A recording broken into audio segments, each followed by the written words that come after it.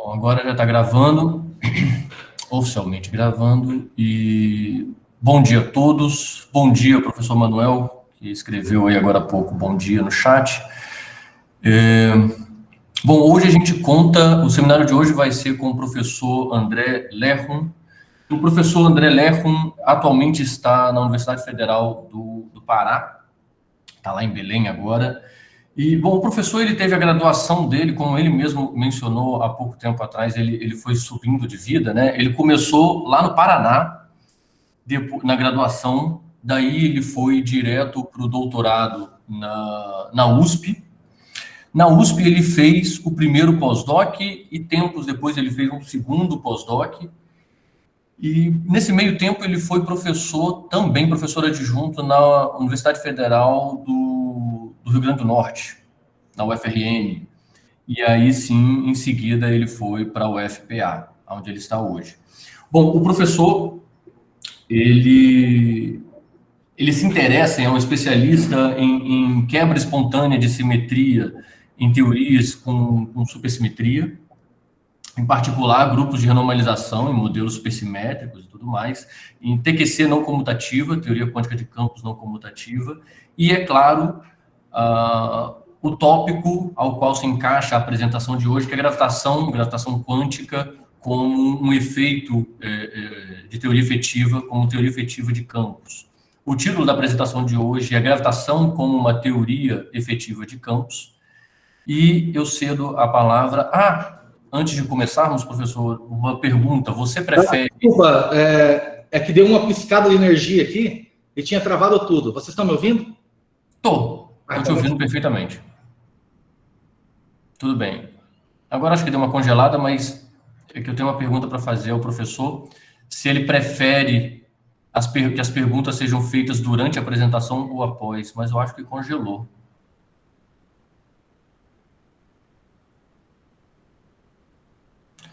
Esperar um pouquinho, deve ter sido algum problema de conexão.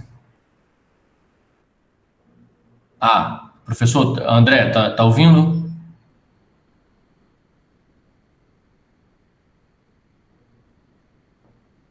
Professor, tá ouvindo a gente?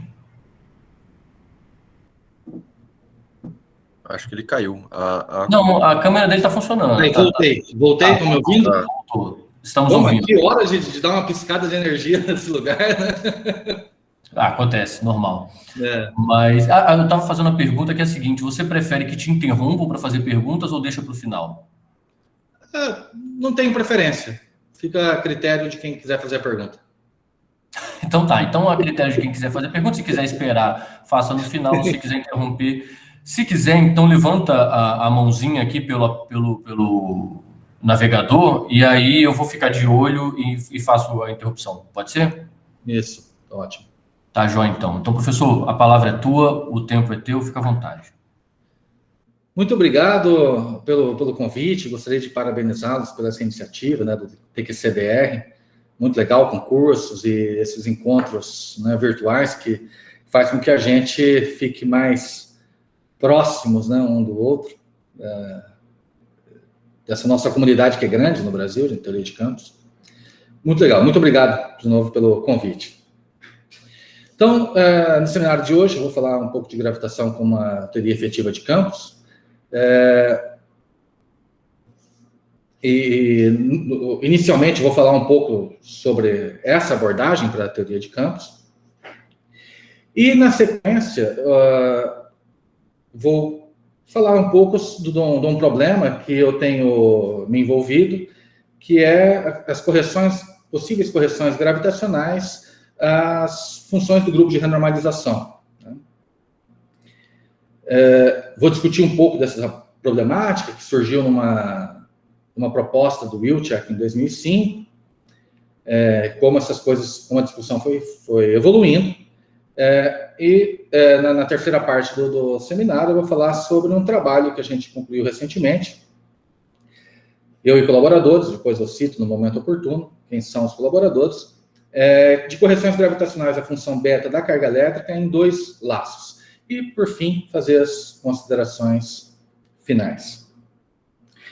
Eu, e acho que a maioria dos presentes, cresceram ouvindo que mecânica quântica e relatividade geral são contraditórias e, portanto, alguma delas não deve estar correta. Ou ainda que a tentativa de combinar relatividade geral com a mecânica quântica leva a uma teoria quântica de campos sem significado, com divergências intratáveis, teoria não renormalizável, enfim. Por fim, a mecânica quântica e a relatividade geral são incompatíveis. Agora, essas afirmações não são precisas e refletem uma visão desatualizada da teoria de campos. A pergunta correta a se fazer seria: a mecânica quântica e a relatividade geral são compatíveis em escalas de energia acessíveis, onde esperamos que as duas estejam corretas? A resposta é sim. E a abordagem de teoria efetiva de campos nos permite, nos dar, digamos, as ferramentas para conseguir definir uma boa teoria quântica de campos de gravidade com capacidade preditiva, diferentemente do que a gente cresceu ouvindo pelo fato da gravidade quântica, quer dizer, a gravidade de Einstein quantizada para pequenas flutuações em torno da métrica flat, ser não renormalizável. E aí vem dessa ideia de que essa teoria de campos não levaria a previsões, a boas previsões. Mas, como diz o Frank Wilczek, existe uma teoria quântica de campos da gravidade que é perfeitamente bem definida e que concorda precisamente com todos os dados experimentais disponíveis. Bem, o que é uma teoria efetiva de campos? Eu vou começar apresentando essas ideias usando um modelo, um Toy Model aqui, um lambda Phi4, aqui está essa lagrangiana no euclidiano. E só para ter uma noção do que aconteceria, o que é uma teoria efetiva de campos? Quer dizer, uma teoria que deve descrever a física de baixas energias. Então, a gente vai considerar esse lambda Phi4 como se fosse uma teoria fundamental, uma teoria que eu conheço, a princípio, em todo o espectro de energia, todo o alcance, o range aí de energia possível, hipoteticamente. E aí a gente separa, então, esses campos escalares em modos em que o momento é menor que um certo cutoff e um modo onde o momento é maior do que um certo cutoff. Bem, a ação efetiva, o gerador aqui dos diagramas conexos, ele é definido para esse tipo de teoria dessa forma, onde aqui eu tenho a ação, esse aqui não é efetivo, e sim de euclidiano. E aí, então, com essa separação dos modos de K maiores que um certo lambda, momento maior que um lambda, com cutoff, e momento menor que um certo lambda, eu separo aqui esses intervalos de integração funcional. E defino essa parte, ou seja, eu estou integrando a minha ação nos modos, integrando funcionalmente nos modos onde o campo escalar tem um momento maior do que o cutoff. Isso daqui define o que eu chamo de ação efetiva. Então, aqui eu vou ter a exponencial da minha ação efetiva. A ação que, a princípio, agora estaria escrita em termos dos campos com modos menores, com momento menores do que o cutoff. O fato é que, para a maioria das teorias conhecidas, inclusive o Phi4, a gente não consegue fazer essa integração funcional de forma exata. Então, o que a gente faz é integrar perturbativamente sobre esses modos do campo Phi com momento maior do que um certo cutoff. Isso vai dar aqui várias funções de pontos, função de n pontos. A princípio, essas funções de n pontos terão que exibir as mesmas simetrias da lagrangiana original, digamos, a lagrangiana que eu conheço, que seria a lagrangiana fundamental. né? Nesse caso aqui, a simetria que eu tenho é φ em menos φ, né? Uma espécie de simetria de paridade.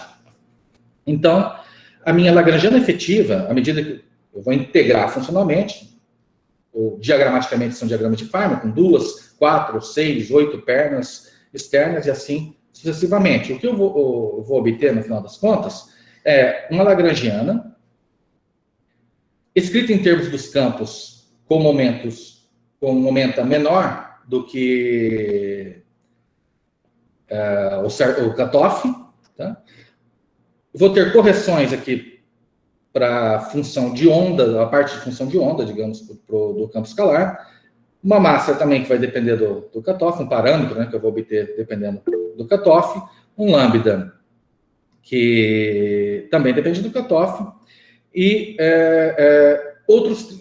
Bem, esses termos são exatamente os que a gente tinha na lagrangiana original. E ainda vou ter uma série de outros termos, por exemplo... A soma desse D aqui é em D par, tá? 6, 8, 10, assim sucessivamente, assim como esse D4, né? Que tem que... a minha lagrangiana efetiva vai ter a simetria de φ em menos φ. Professor? Então, diga. Desculpe interromper. O professor Albert Petrov, ele postou aqui no chat uma pergunta.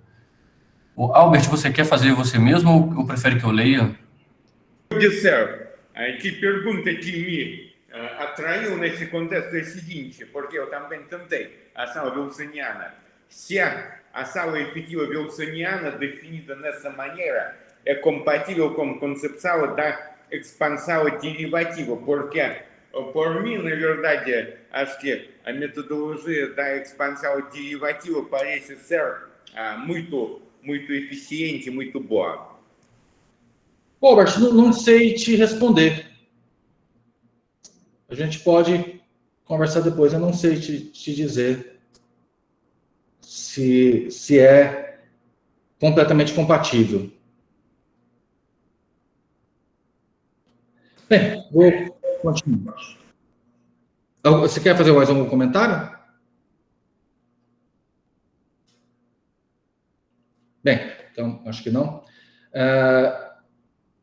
Então, o que eu vou obter é uma lagrangiana efetiva que vai ter esses parâmetros, então, que dependem do cutoff, né? Em particular aqui também, para operadores de dimensão maior. Nesse caso, o primeiro operador aqui tem uma dimensão 6, né? Vai dar um φ6, onde esse coeficiente é um coeficiente calculável se eu conheço a teoria original, a teoria de cima, né?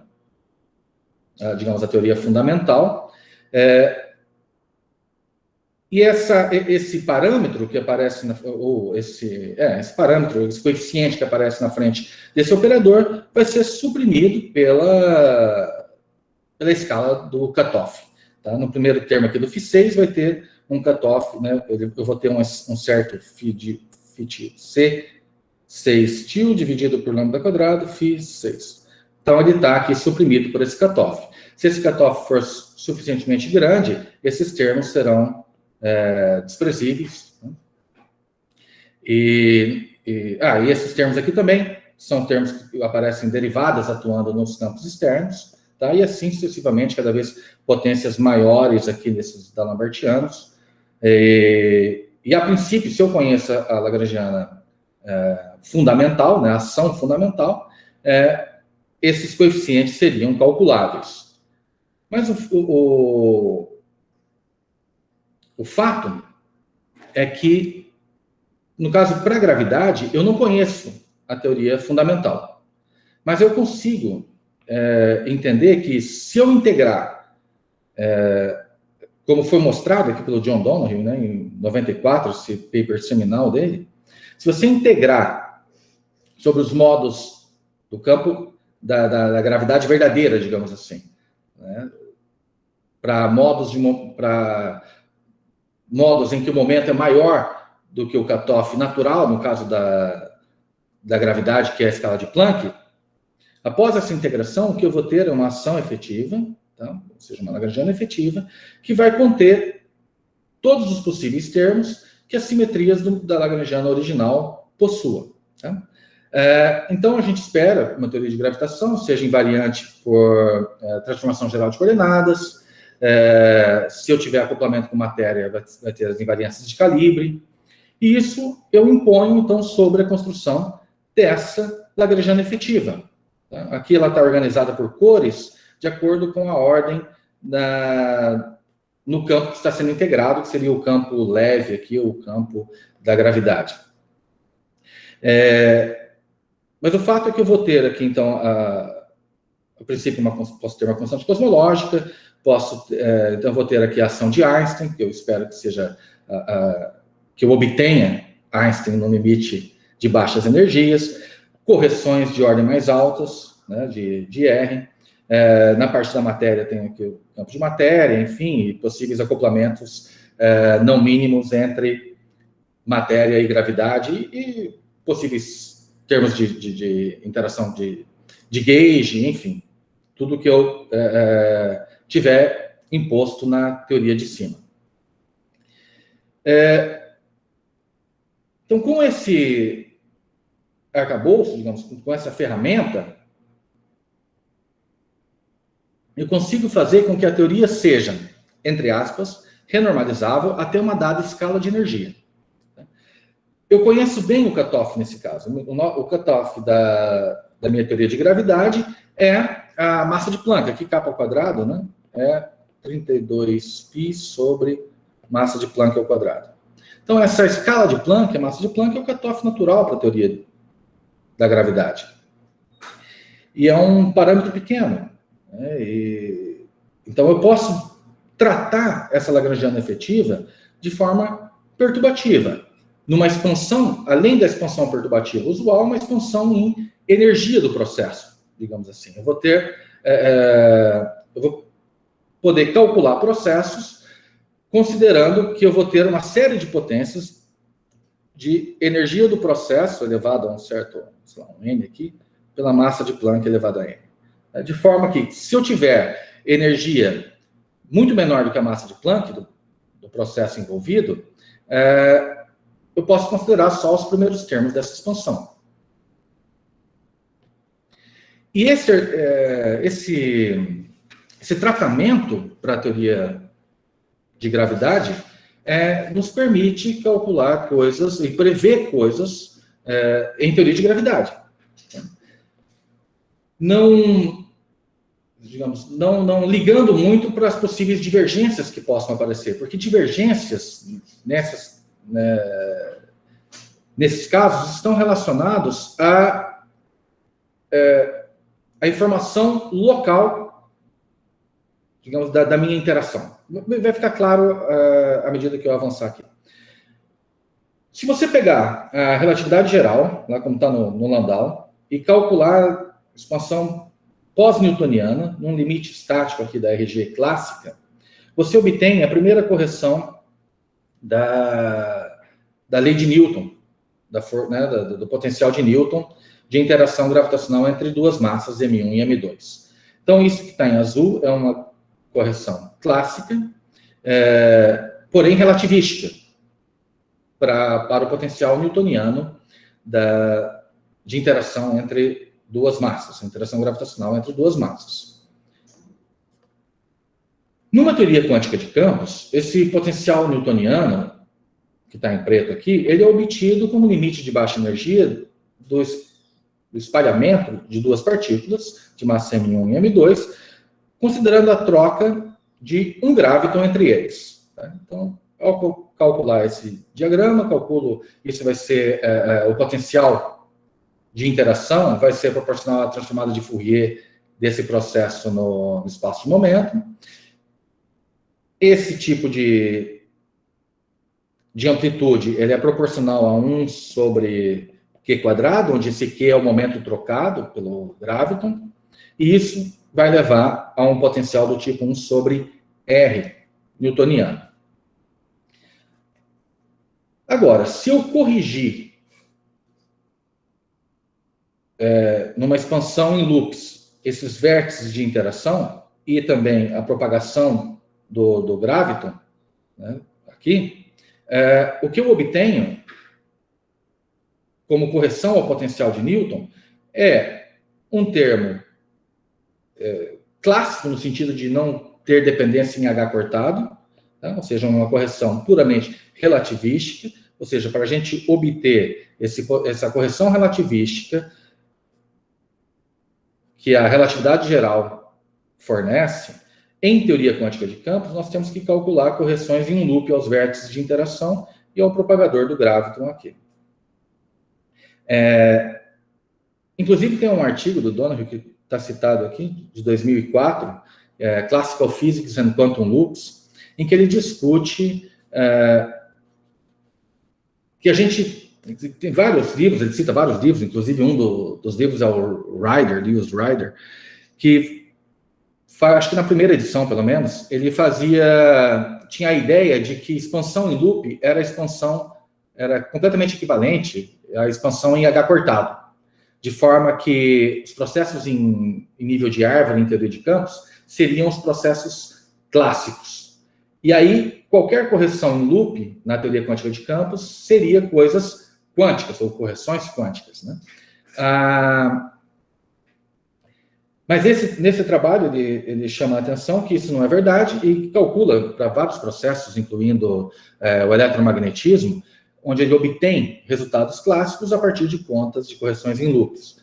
Bem, em particular, esse tipo de termo aparece devido à presença de termos não analíticos desse tipo aqui, menos m quadrado sobre q quadrado, onde q quadrado é o momento trocado, tá? pelo graviton. E, bem, a transformada de Fourier eu integro sobre a energia, né? Calculo a transformada de Fourier e isso vai levar a um potencial do tipo 1 sobre r quadrado.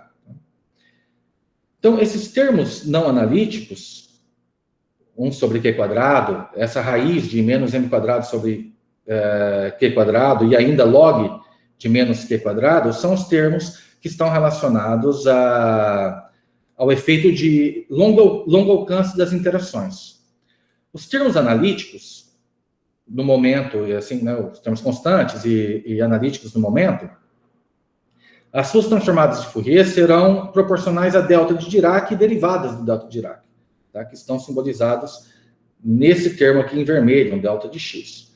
Enfim, voltando para esse termo aqui em azul, que é correção clássica, né, relativística, vindo de uma conta em um loop. A questão é que, da expansão em um loop, tem uma série de simplificações ali, de loops e vértices do H cortado, ele aparece um H cortado, tá, em um loop. Só que, se você mantém o H cortado, na equação lá de Klein-Gordon, o que você vai ter, em vez desse M2 que aparece dentro da raiz quadrada, você vai ter um MC ao quadrado dividido por H cortado ao quadrado. Tá? Então, aqui tem um H cortado ao quadrado. Esse H cortado ao quadrado cancela com esse H cortado, né? De forma que aquele tipo de termo que estava ali, ele leva a uma correção relativística ao potencial de Newton e, bem, ao potencial de Coulomb também no eletromagnetismo e tensor, energia, momento no eletromagnetismo, enfim. Para você recuperar resultados clássicos no eletromagnetismo e na gravidade, usando teoria quântica de campos, você precisa fazer algumas contas em um loop. Mas além desse resultado clássico, com uma correção relativística, nós temos também esse termo em verde, que é um resultado puramente quântico, ou no sentido de que ele é proporcional a H cortado. Então, esse termo vem desse processo de espalhamento do termo que é menos log de menos q quadrado. Tá? Transformada de Fourier desse termo na amplitude leva a um potencial do tipo 1 sobre r ao cubo. Então, todos os termos analíticos desse espalhamento acabam dentro desse C aqui, né, digamos assim, que são proporcionais, então, ao delta de Dirac e derivados do delta de Dirac. Para acessar esse tipo de informação, precisaria de processos extremamente energéticos, né? Então, de forma que essa informação aqui não é acessível ao nosso... Extremamente energéticos, assim, processos que estão muito além da escala de Planck. Né? Então, eu não tenho acesso à informação contida nos termos analíticos desses caras aqui. E sim, só a física de longa distância, né, de long range, que estaria acessível e que aparece devido aos termos não analíticos desse espalhamento. Então, e as divergências, inclusive, as divergências ultravioletas, na verdade, elas aparecem aqui. Né? São coisas que estão relacionadas ao produto de campos no mesmo ponto. Então, com essas ferramentas, a gente consegue, sim, separar o que é previsão, né, de uma teoria quântica de gravidade, do que a gente não consegue acessar a informação.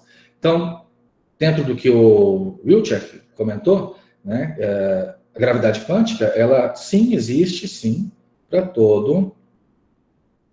todos os dados experimentais disponíveis, dentro de uma escala de energia que vai lá de próximo a zero até a escala de Planck.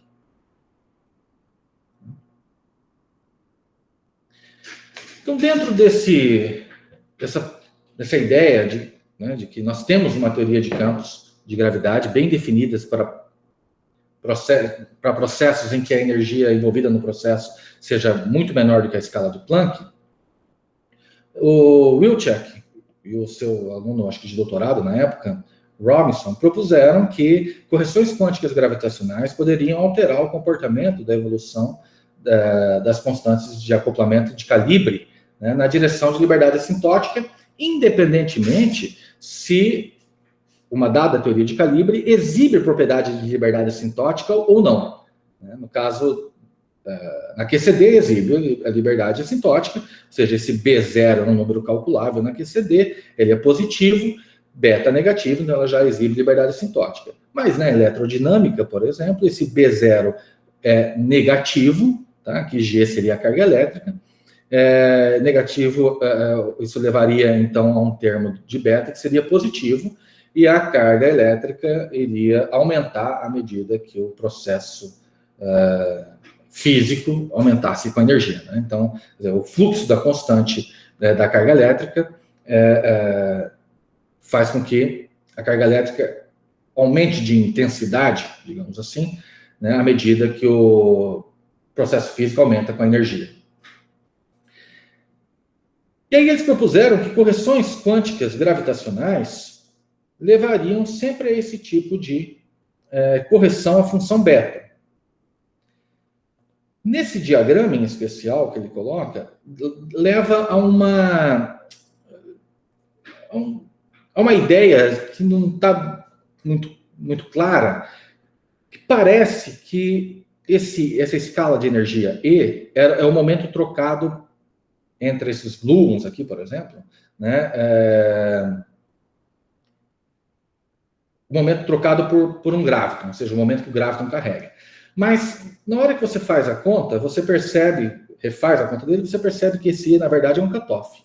Tá? E aí, para ele, o que ele faz, a função beta de G, por exemplo, ela é definida como E dG dE. Então, está relacionado com o cutoff da teoria. O problema é que, se você considerar, quer dizer, tentar calcular esse E, então, para ele, é um cutoff. Tá? Não é uma escala de energia associada ao momento externo das partículas que entram na interação. Né? Num processo de interação, no espalhamento. Não é, porque aparece como um cutoff lá. Se você calcula esse beta usando um cutoff, ele não captura a essência da evolução da carga, do fluxo da carga, devido à energia do processo. Não está relacionado, está relacionado com um cutoff aqui que você está integrando, porque você não consegue integrar até infinito. Então é algo estranho. Né?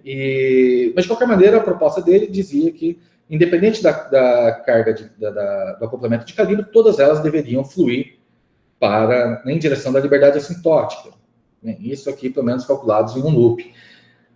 A questão é que cutoff viola a simetria de gauge, né, a gente sabe. E, bem, aí as pessoas então começaram a pensar, será que a carga elétrica é assintoticamente livre, né, devido à interação gravitacional? Será que isso acontece? Logo em seguida, Petrikovsky mostrou que esse efeito, como proposto pelo Robinson e Wilczek, era dependente de calibre. Então, eles calcularam usando o calibre de Feynman, se não me engano, o Robinson e Wilczek, e quando você calcula no calibre arbitrário, aquela divergência quadrática que aparece, essa escala aqui, acaba sendo dependente de calibre, então não tem tanto significado físico, né? Em 2008, o Tons, calculando a ação de Vilkovsky-DeWitt, é um método geométrico para cálculo da ação efetiva, que seria invariante de calibre, né? Ou seja, na verdade, ele é construído para que seja invariante de calibre. Aí, no sistema Einstein-QED, na presença de uma constante cosmológica, ele usou regulação dimensional e obteve uma beta da carga elétrica dessa forma. Então, diferentemente do que o Wilczek tinha proposto, você tinha lá um running aqui com esse E ao quadrado, né? Essa dependência na escala de energia ao quadrado, para o David Tons, usando regulação dimensional, que a gente sabe que preserva calibre também, tinha só uma correção devido à presença da constante cosmológica. Mas ele mesmo fez a conta de novo, usando outra regularização de Schwinger, que também preserva invariância de calibre, e acaba aparecendo novamente essa escala. Eles usam esse E, mas é uma coisa confusa. O fato é que esse E aqui, que seria a escala de energia, é um cutoff. Tá? Enfim, apareceu de novo, corroborando, a princípio, a ideia do Wilczek, né, proposto em 2005. Isso aqui a gente está falando em 2010. Inclusive, o Tons publicou uma Nature, nessa época, 2010, 2011, sobre esse tema. A questão é que essas divergências quadráticas, né, o Felipe, Cabral, Brito, Sampaio, Nemos, o pessoal lá da UFMG, mostraram que as divergências quadráticas são ambíguas, né, então tem um significado físico muito bom muito bom, não tem significado físico se você tem ambiguidades nesse tipo de divergência. E em 2011 também, o Amber, Donoghue, o Rossini, deve ser, eles propuseram que a evolução da constante de acoplamento física deveria ser obtida a partir da matriz S. Isso, sim, captaria o significado físico da running coupling constant, né? A ideia da constante de acoplamento depender da escala de energia em que você está medindo a constante de acoplamento. E em 2012, o Nielsen mostrou que a construção de Vilkovsky somente garante independência de calibre para divergências logarítmicas. Então, aquela divergência quadrática, como o Tons calculou em 2010, também tinha problema, mesmo ele usando uma ferramenta que levava a potenciais efetivos, né, que seriam dependentes de calibre. Mas, de novo, de acordo com o Nielsen, em 2012, essa construção de Vilkovsky só garantiria a independência de calibre para divergências logarítmicas. Ou seja, você deveria usar um processo de regularização que regularize completamente essas possíveis divergências quadráticas. Ou seja, a regulação dimensional, por exemplo, ou ainda, possivelmente, se a gente usasse a regulação implícita, né, que o pessoal usa lá em Minas Gerais, seria algo interessante. Antônio, pode comentar. Eu tenho uma pergunta com relação ao primeiro cálculo que você mostrou, em que foi usado a regularização dimensional, né? Exatamente. Você está dizendo que essa contribuição é independente de calibre? Sim. Sim, essa daqui é. Bem, olha, o Tons calculou a beta da carga elétrica, impondo a identidade de Ward, que Z1 igual a Z2, ou seja, o contratermo de renormalização de função de onda dos férmions é igual ao contratermo do vértice de interação, né, férmion, fóton. Tá? Impondo isso, o que você tem é só, na relação entre a carga nua e a carga renormalizada, é só o Z3, que é o contratermo de renormalização da carga, da propagação do fóton, tá? No caso do termo de Maxwell. Então, o que ele calcula é isso, é a ação efetiva da parte F quadrado, tá? Usando uma construção que é invariante de calibre, de Wilkowiski-Lewitt. Como eu tenho uma regressão dimensional, que também preserva invariância de calibre, esse resultado deve ser invariante de calibre. Tá certo. Então, só que você precisa ter uma constante cosmológica, vamos dizer assim, né? Não nula ou... Sim. Tá certo. A coisa toda acaba aparecendo que você precisa formar adimensionais, né? Dentro desse... Sim. Então, K ao quadrado, né, que é 1 sobre a massa proporcional a 1 sobre a massa de Planck ao quadrado, vezes lambda, me dá um adimensional. Eu só estou curioso, e depois eu posso discutir com você no privado, é que existe um calibre em que você consegue desacoplar lambda da história, que é um calibre que o pessoal chama de unimodular. E eu estou um pouco curioso para ver o que aconteceria com esse termo. Mas, enfim, a gente pode discutir depois. Obrigado. Tem um pessoal que calcula isso também na gravidade unimodular. Eu recentemente... Talvez eu seja um pessoal desse, mas assim... mas a questão é que, enfim, eu uso um método um pouco diferente, enfim. Beleza. A gente pode conversar. Mas antes que prossiga, o Elias Shapiro ele fez um comentário aqui no chat, eu vou ler, que diz respeito ao comentário do Antônio, a pergunta do Antônio, então por isso eu vou... Ele comenta o seguinte: Antônio, sim, é independente de calibre, mas você tem que acreditar na ação efetiva única de Wilkowiski-Lewitt. Justamente. Obrigado, Shapiro, entendi. É uma construção geométrica para ação efetiva, né? Mas aparentemente, Shapiro, o Nielsen tinha mostrado que era de fato invariante de calibre, desde que eu considere só divergências logarítmicas no processo.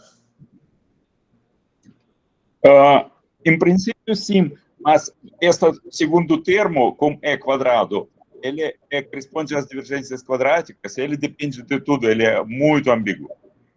Sim, justamente. Concordo com você. Então, quer dizer, esse termo aqui que o Tons obteve também, que o Čech tinha proposto, é problemático. Concordo, sim. E aí, então, em 2014, a gente, aqui o Adilson José da Silva, né, e o Charneski, ele era pós-doc na época na USP, a gente calculou o espalhamento de pions no limite ultrarrelativístico e, considerando a ideia, né, a proposta do grupo aqui liderado pelo Donohue, e nós mostramos que em um loop, na eletrodinâmica escalar, correções gravitacionais normalizam só operadores de ordem maiores. Tá? Ou seja, não há renormalização para o termo de Maxwell. Bem, não há renormalização, não há contribuição gravitacional para a renormalização do termo de Maxwell. Ponto. Tá? Então, usando espalhamentos, a gente mostrou isso em um loop. Só que aqui também a gente tinha escolhido um calibre, que é o calibre de Feynman. Tá? Em 2011, o Petkovic também, calculando a ação efetiva, usando regressão dimensional e colocando partículas massivas no lambda φ4, ele mostrou que a função beta de lambda, do alto comprimento do lambda φ4, né, poderia ter uma contribuição negativa vindo da correção gravitacional. Aqui tem uma constante que eu não me preocupei em colocar, tá? Só coloquei o esquemático dele. O importante é que vai ter alguma coisa que depende de lambda, capa quadrado, m quadrado. Onde capa quadrado é 1 sobre a massa de Planck ao quadrado. Então, digamos, a massa também poderia formar um adimensional para contribuir de alguma forma com a beta das constantes de calibre, ou, no caso, lambda, que é a autointeração do lambda φ4. Em 2016, na eletrodinâmica escalar, mas ainda escolhendo o calibre de Feynman, que as contas simplificam bastante, né, a gente calculou a função beta na eletrodinâmica escalar na presença de escalares massivos e mostramos que a beta na QED escalar não recebe contribuição gravitacional em um laço.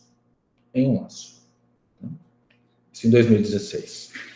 Então, desde então, a gente tem trabalhado e coisas em 2 loops começam acho que a dificuldade em teoria de campos aumenta exponencialmente com loops, né? Então, a gente tem tentado há algum tempo e finalmente chegamos a um resultado sobre a beta da carga elétrica em 2 loops. Então, esse trabalho foi desenvolvido em colaboração com o Bevilacqua, da UFRN, o Leandro Bevilacqua, o Marco Dias, o Senise, da Unifesp, o Adilson da Silva, da USP, e o Juan é um mestrando sobre minha orientação aqui na UFPA. Esse artigo está disponível ainda no archive, né? Foi desse ano, e a gente está no processo de responder ou referir, está bem encaminhado. O que a gente fez nesse trabalho? A gente estudou a eletrodinâmica fermiônica e escalar, tá? Acoplado à gravidade de Einstein. Bem, aqui tem a Lagrangiana, tá meio que esquemático. A gente usa, né, aqui tem o capa quadrado 32π sobre massa de Planck ao quadrado, enfim, tem conexão de spin, tem um monte de coisa, e o que a gente está fazendo? A gente está calculando a teoria de Einstein, acoplada à eletrodinâmica, no limite de campo fraco, né? Então, nós estamos expandindo o Gemini em torno da métrica flat, então, na ausência de constante cosmológica, tá? E a gente considera processos até a ordem capa quadrado, porque isso significa processos da troca de um graviton só. Esses processos de ordem até capa quadrado, bem, uma vez que capa é muito pequeno, é 1 sobre a massa de Planck ao quadrado, os processos trocando 2 gravitons serão da ordem de capa quarta, que é 1 sobre a massa de Planck a quarta. Então, a gente desprezou esses termos. Sem falar que processos até a ordem de capa quadrado envolve eu construir uma Lagrangiana de operadores de dimensão maior, né, high order operators, até a dimensão 6. Se eu fosse estudar trocas de 2 gravitons, teria que ir até operadores de dimensão 8. E isso também parece que o número de termos aumenta de forma significativa. Então, para vocês terem uma ideia só, a Lagrangiana expandida, que a gente precisa utilizar, tem aqui a dinâmica dos gravitons, né? O que está em azul aqui é o setor da eletrodinâmica pura, né? Sem a interação com gravitons. Aqui eu tenho um pedaço de interação de gravitons com os férmions. Esse reticência significa que eu tenho termos ainda que aparecem com H-mini aqui, enfim, com isso daqui, né? Porque eu vou ter o acoplamento H-mini-T-mini, né? E ainda os termos de interação, de vértices de interação, por exemplo, fóton, férmion, graviton. Estou usando graviton assim agora. Tá? Enfim, isso vira uma besta bíblica, o tamanho da Lagrangiana efetiva.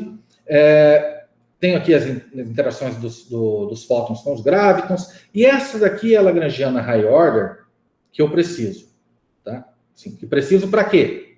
Para calcular, digamos, a renormalização do modelo, incluindo trocas de um graviton para os vértices presentes na Lagrangiana da QED. Ou seja, esse termo é necessário para renormalizar, digamos, a alta energia do elétron, esse termo com alta energia do fóton, e esse termo a interação fóton-férmion-férmion. Tá? E agora nós estamos calculando, além de fazer a conta em 2 loops, estamos calculando um gauge completamente arbitrário. Desculpa, posso perguntar uma coisa? Pode. Aqui, porque isso que você chama renormalização, na verdade, vai comportar uma pequena diferença entre massa inercial e massa gravitacional, né? Porque a massa gravitacional vai compreender esses diagramas com fotos e a massa inercial não. Sim. Ou não? É. Sim. Então, a simetria da relatividade, gauge da relatividade geral vai ser quebrada. Da eletrodinâmica, não, mas da relatividade geral, sim.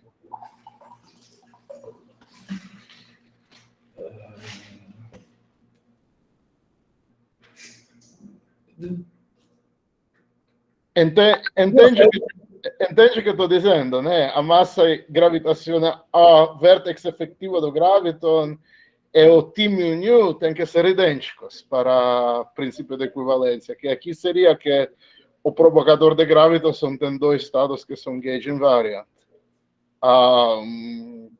Se você faz uma renormalização assim, você renormaliza a QED, mas a gravidade não é. Ou não? Não. Não sei se isso vai dar algumas... não sei se isso vai dar dificuldades nesse nível, mas, por exemplo, se você faz um propagador do graviton que é Drest, ele vai ter um spin adicional, né? Ele vai ter estados de spin adicionais a causa disso. De fato, quer dizer, a renormalização do setor gravitacional a gente não calculou para verificar essa possível inconsistência. É verdade. É interessante e eu até agradeço, porque eu vou até anotar aqui para verificar. Agora, o que acontece é que mesmo no calibre arbitrário gravitacional, o setor eletromagnético não depende desse calibre. Sim. O resultado na parte eletromagnética, na verdade, que a gente está calculando é a beta da carga elétrica, ela vai ser independente de calibre, tanto gravitacional quanto eletromagnético. Mas é interessante o que você disse, eu vou verificar isso com mais cuidado. Ou seja, corrigir os vértices do ponto de vista gravitacional. Ou seja, um vértice do tipo graviton, férmion, né? Sim. Entendi. Ok, obrigado. Não, foi uma pergunta curta. Claro, não, eu que agradeço pelo comentário. Então, o que a gente precisa, né, para renormalização da parte eletromagnética, né, é redefinir aqui os campos de Fermi, né? Então eu tenho da maneira usual da eletrodinâmica, e a relação entre a carga nua e a carga renormalizada é dada por essa expressão. Onde aqui tem o μ elevado a 2ε, esse μ é a escala de massa introduzida pela regularização dimensional que a gente está usando, e aqui é 2ε porque nós estamos usando D igual a 4 menos 2ε. Tá?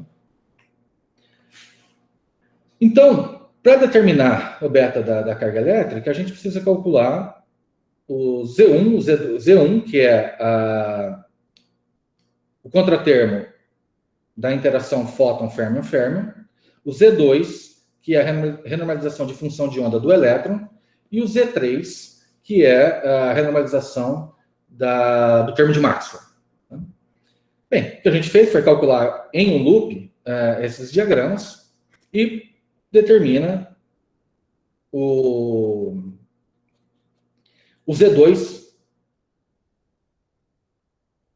essa expressão que é dependente de calibre, para o Z2, na renormalização da função de onda, é dependente de calibre tanto eletromagnético quanto gravitacional. Agora, o que o Jorge estava comentando é que a gente também determinou aqui um ZM. Esse ZM, para que eu não tenha uma espécie de quebra de invariância de gauge, entre aspas, né, no setor gravitacional, deveria ser exatamente igual a um ao ZM que eu obtenho na renormalização. Graviton, fermion. Tá? Isso a gente não verificou. Então, eu agradeço o comentário. Enfim, mas calculamos o ZM porque isso aqui é importante para renormalizar as coisas em 2 loops. Calculamos também, então, em um loop, a função de vértice, né? E a gente determinou. Aqui eu tenho divergências de ordem P. Eu não coloquei aqui no slide, mas eles vão ser absorvidos por um operador de dimensão maior, tá? Que vai depender de P. O que não depende de P vai ser renormalizado pelo Z1. E o que a gente determina, exatamente, aqui só tem a parte divergente, tem ordem de P mais finito, tá? O que a gente determina é que Z1 é exatamente igual a Z2, então verificando a identidade de Ward da QED. Ou seja, o acoplamento gravitacional não destruiu, digamos, a invariância de calibre. Mas isso era de se esperar, uma vez que a teoria efetiva de campos ela é construída tendo como princípio as simetrias, né, que eu quero impor na minha teoria efetiva de campos. No caso, seriam as invariâncias por transformação geral de coordenadas e uma espécie de simetria de gauge na gravitação linearizada e a simetria de calibre 1, né, da eletrodinâmica. Bem, esses resultados que eu estou apresentando na eletrodinâmica fermiônica também valem para a eletrodinâmica escalar. E por fim, a gente calcula o tensor de polarização, mostra que o fóton é transversal, né? Consequentemente, eu tenho a identidade de Ward também verificada, né? A identidade de Ward para esse diagrama é coisa do tipo Pmini igual a 0. Então, o fóton é transversal. Só que em um loop, a correção gravitacional ela vem acompanhada pelo momento ao quadrado externo. Ou seja, essa divergência ela vai ser... esqueci de comentar antes, eu estou usando subtração mínima para determinar os contratermos. Então, ele vai ser... Ela é dependente de calibre, esse termo de correção gravitacional, mas por depender de P quadrado, ele vai ser absorvido pelo operador de dimensão maior desse tipo, F-mini da Lambertiana F-mini. Então, a renormalização do termo de Maxwell é feita somente por esse termo, que não depende do momento, para esse π1. Né? Dessa forma, uma vez que Z1 igual a Z2, né, a relação entre a carga nua e a carga renormalizada depende só, basicamente, do contratermo do tensor de polarização, a gente acaba determinando que a beta da carga elétrica, em um loop, não depende, não recebe nenhuma contribuição gravitacional em um loop. Esse resultado é o mesmo para a eletrodinâmica escalar. Né? E aqui a gente calculou num gauge completamente arbitrário, tanto gravitacional quanto eletromagnético. A diferença entre a eletrodinâmica espinorial e a escalar é só um fator numérico aqui. Diga, Antônio. André, só para esclarecer uma coisa, vendo a sua lagrangiana efetiva, me pareceu que você só tinha um parâmetro de calibre para o gate fixing gravitacional.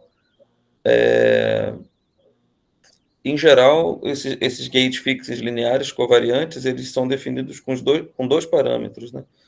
Um que seria esse seu XIH, e o outro que seria um outro parâmetro associado ao traço de H. Quando você diz que calculou no gauge mais geral, você diz que você considera esses dois parâmetros. Tipo D. Tá ok. Tá, não é completamente geral, é verdade. Tá ok, tá bom, obrigado. Eu agradeço o comentário.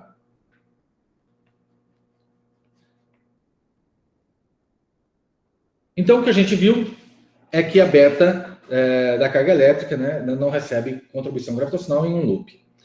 Agora, em 2 loops, eu vou considerar que as identidades de Ward deverão ser satisfeitas, então eu vou ter ainda Z1 e Z2 iguais em 2 loops, né, e vou calcular somente o Z3, que vem do tensor de polarização calculado em 2 loops, do fóton. Agora, qual é a nossa estratégia? A gente usa em 2 loops um conjunto de pacotes do matemática, né, o FineCalc, FineArts, FineRules e Tarser.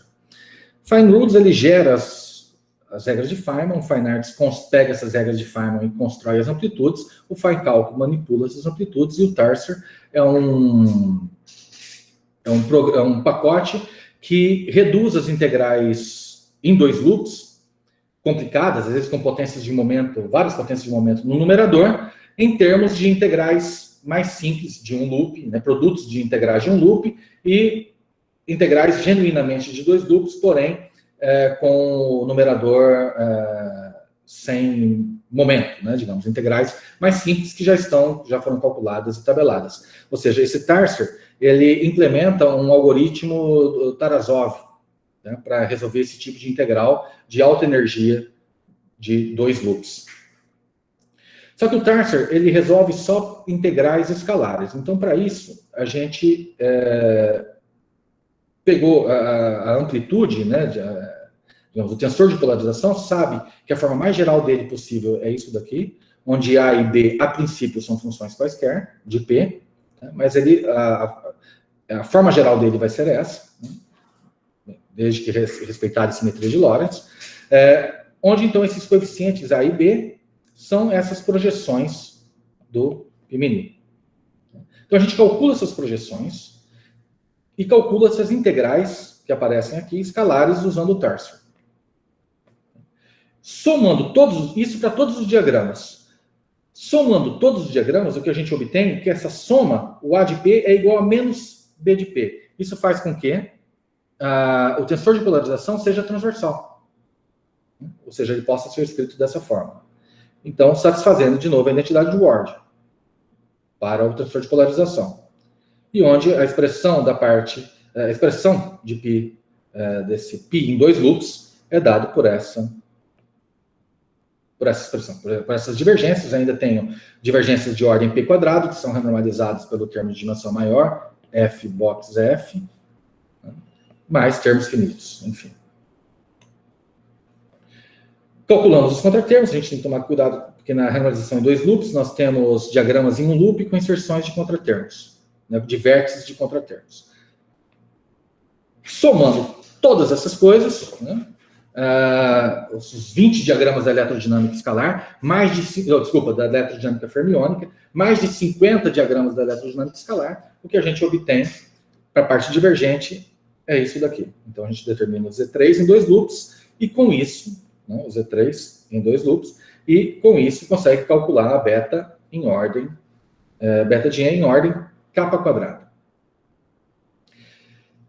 E aí aparece uma correção gravitacional a essa beta da carga elétrica, que é independente de calibre eletromagnético e independente de calibre, como era de se esperar, e independente de calibre gravitacional, entre aspas, agora, né?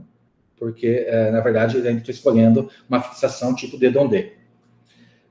Em termos da constante de estrutura fina, né? Então fica uma expressão um pouco mais elegante, seria essa a beta da constante de estrutura fina. Essa correção em 2 loops não só é positiva, ou seja, não altera qualitativamente o running da carga elétrica, ou da constante de estrutura fina, como ela é completamente desprezível se considerar a eletrodinâmica dos leptons que a gente conhece, usual, né? A eletrodinâmica usual, ou seja, elétron, muon, tal, né? Uma vez que a gente tem que a massa de Planck é da ordem de 10 a 19 gigaelectronvolts, a massa do elétron é de 0,5 megaelectronvolts, a correção a beta de alfa desse termo, ou seja, essa correção é da ordem de 10 a menos 45, ou seja, completamente desprezível para a beta de alfa. Agora, a gente pode pensar, né, em modelos de extensão do modelo padrão, por exemplo, com dimensões extras compactas. Desses modelos com dimensões extras compactas, nós vamos ter aquela torre de estados de Kaluza-Klein. Esse resultado que foi obtido para a eletrodinâmica, que está sendo apresentado aqui, para a eletrodinâmica fermiônica, é semelhante para a eletrodinâmica escalar, só fatores numéricos diferentes. Tá? Então, se nós temos considerando esse cenário em que eu tenho uma torre de Kaluza-Klein, a gente sabe que essas massas, esses estados de Kaluza-Klein, essas excitações de Kaluza-Klein, vão ter massas que são da ordem de 1 sobre o raio de compactificação. Que, por sua vez, se o raio de compactificação for da ordem da escala de Planck, a massa desses objetos vão ser lá da ordem da escala de Planck. Bem, aí o que a gente pode, só um exercício mental, pensar que, olha, se esse tipo de excitação existir, de alguma forma eu deveria observar um desvio do running da carga da constante de estrutura fina a baixas energias, né? Porque esses termos aqui começariam a ser mais relevantes. E aí corrigiria, digamos, a evolução da minha carga elétrica, ou da constante de estrutura fina, seria até mais rápida do que o previsto pela eletrodinâmica. Enfim. A questão é que os dados que a gente tem hoje batem, a evolução da constante de estrutura fina batem com o que tem no modelo padrão. Ela é 1 sobre 137 espalhamento de elétrons a baixa energia. Quando os elétrons estão com energia suficiente a começar a trocar Z0 em vez de fóton, a constante de estrutura fina é 1 sobre 127, se não me engano. E isso está dentro, lógico, deve ter um erro experimental aí, né? Talvez pudesse estudar, dentro desse cenário de dimensões extras compactas, qual seria o limite aqui para a massa desses estados de Kaluza-Klein. Mas, com exceção a esse tipo de cenário e outros cenários de extensão do modelo padrão, a correção gravitacional não tem efeito nenhum sobre o running da carga elétrica. Esse trabalho de 2021, Gustavo Brito e seus colaboradores, Gustavo Brito, acho que é do CDPF, publicou um artigo agora na Physics Letters B. Esse artigo está no archive desde 2020, foi publicado em 2021. Eles calcularam uma abordagem não perturbativa, que é o grupo de renormalização funcional, a beta da carga elétrica, considerando fermions leves, né, light fermions. E eles obtiveram uma beta da carga elétrica que tem uma correção parecida com um loop. Tá? Aqui é não perturbativo, então não é bem um loop. Né? Mas é parecido com um loop no sentido de ser EG, ou E, carga elétrica, kappa quadrado. Né? Mas aqui esse G, calma que eu vou falar o que é. Ele é um adimensional, tá? Esse G tio. Mas enfim, seria alguma coisa parecida com um loop. A questão é que essa abordagem, né, de grupo de renormalização funcional é uma abordagem meio que top-bottom para a gravidade. Né? Eu não sou especialista, comecei a ler mais recentemente, com mais afim. Mas o que eles fazem, basicamente, é redefinir ou definir uma constante de Newton, esse G-til, adimensional, e uma constante cosmológica adimensional, por um reescalonamento da constante G de Newton e da constante cosmológica. Tá? Então, esse G-til, deixa eu escrever aqui, ele é definido como G de Newton. Como G de Newton tem dimensão de 1 sobre massa ao quadrado, ele multiplica aqui uma escala de momento K ao quadrado. Bem, essa redefinição... e o grupo de renormalização funcional está relacionado, então, com variações dessa escala de momento. E aí, a beta da carga elétrica nesse cenário, ele é uma espécie de KDEDK, tá? A gente tem, então, esse K é o parâmetro da escala do grupo de normalização. Então, essa identificação fixa a forma com que o G evolui ou flui com a escala de momento, de forma quadrática. Bem, essas abordagens não perturbativas, o maior interesse é tentar definir uma teoria de altas energias de gravidade que seja bem definida, né, que tenha um número finito de parâmetros no ultravioleta, para escalas de energia maiores do que a de Planck. Tem um artigo também do Donoghue, em que ele faz uma crítica a esse cenário de Asymptotic Safety Program, né, para a gravidade, em que ele comenta sobre isso, e ele diz, olha, esse reescalonamento do G de Newton acaba por não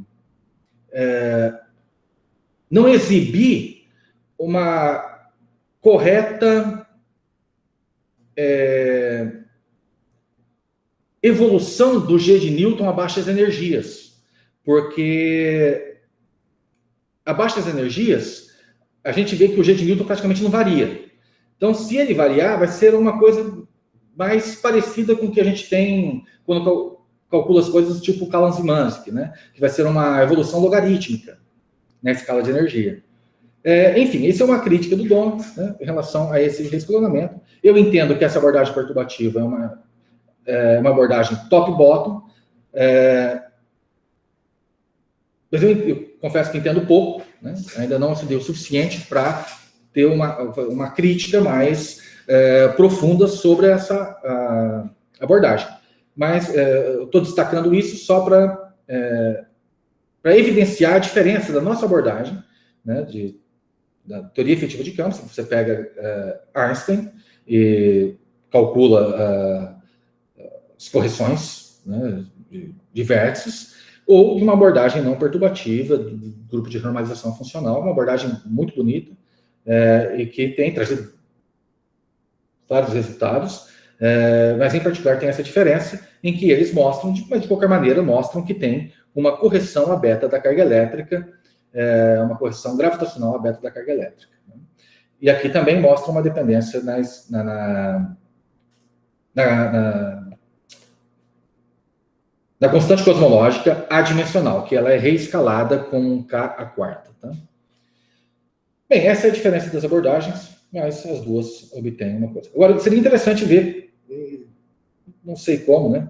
Enfim, como compatibilizar essas coisas, esses resultados. Enfim, preciso estudar um pouco de liberdade de asymptotic safety. Enfim. André, desculpa se interromper. Só para fazer um comentário geral sobre isso, é que o grupo de renormalização funcional em si, né, como ferramenta para cálculo, ele pode ser usado também para reproduzir cálculos perturbativos. Então, por exemplo, existem cálculos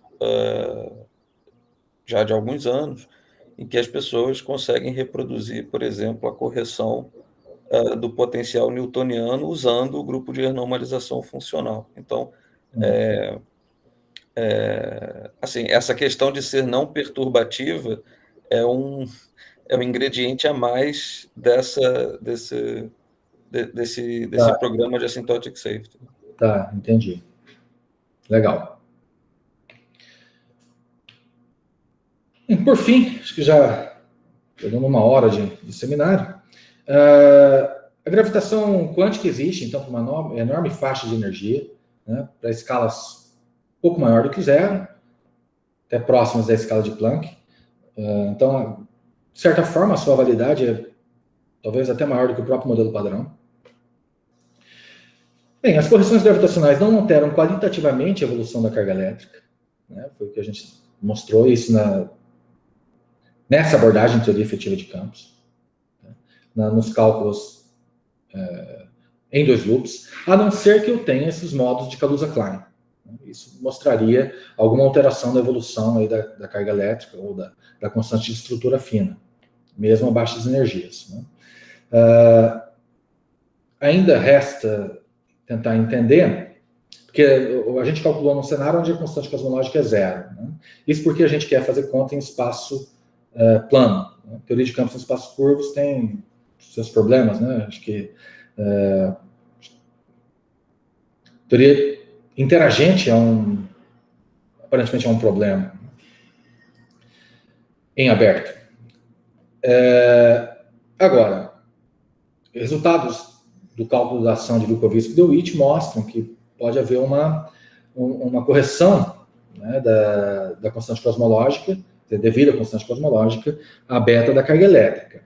E aí, a princípio, pela constante cosmológica ser um número muito pequeno, 10 a menos 47 gigaelectronvolts a quarto, esse efeito seria praticamente, não teria consequência fenomenológica. Só que, se eu pensar que o lambda pode também evoluir, é rápido o suficiente, a ponto desse termo e a própria capa, né, evoluir, como eu propus no programa de asymptotic safety,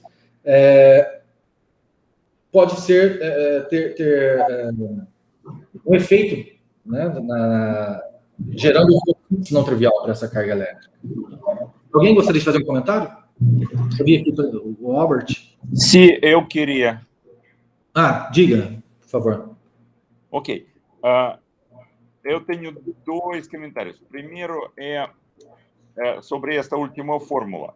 Na verdade, aqui, lambda que aparece aqui, não é 10 menos 47 GV4, não. É muito maior. Por quê? Porque a constante cosmológica, primeiro, isso não é lambda, este número corresponde a rho lambda. Ok? Tá, verdade.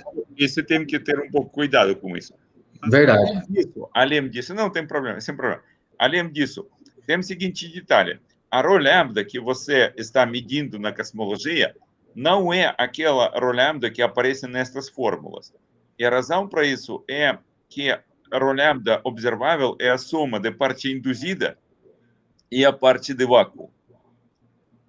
Ok? Isso é problema de constante cosmológica, é outra história que você não toca aqui.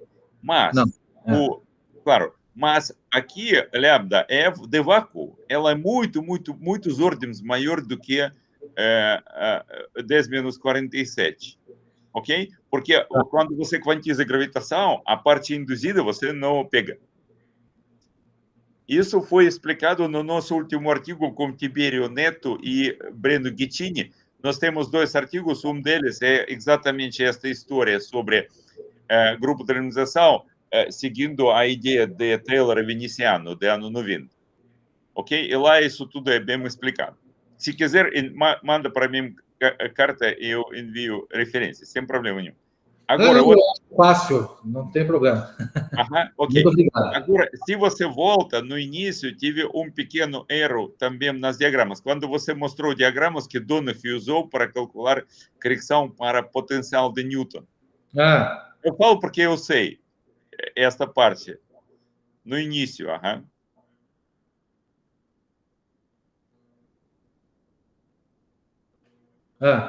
Bem, aqui eu coloquei de uma forma esquemática, né? Não é bem... Claro, mas, André, tudo bom. Só que essa forma esquemática tem falha. Diga. Por quê? Olha, aqui tem correção para um vértice na última diagrama, correção para outro vértice e correção para propagador, certo? Isso corresponde ao artigo original do Donahue do ano 94. E lá ele jogou fora mais um diagrama, onde tem troca de dois gravitons. Dois gravitons paralelos. É verdade. É da mesma ordem.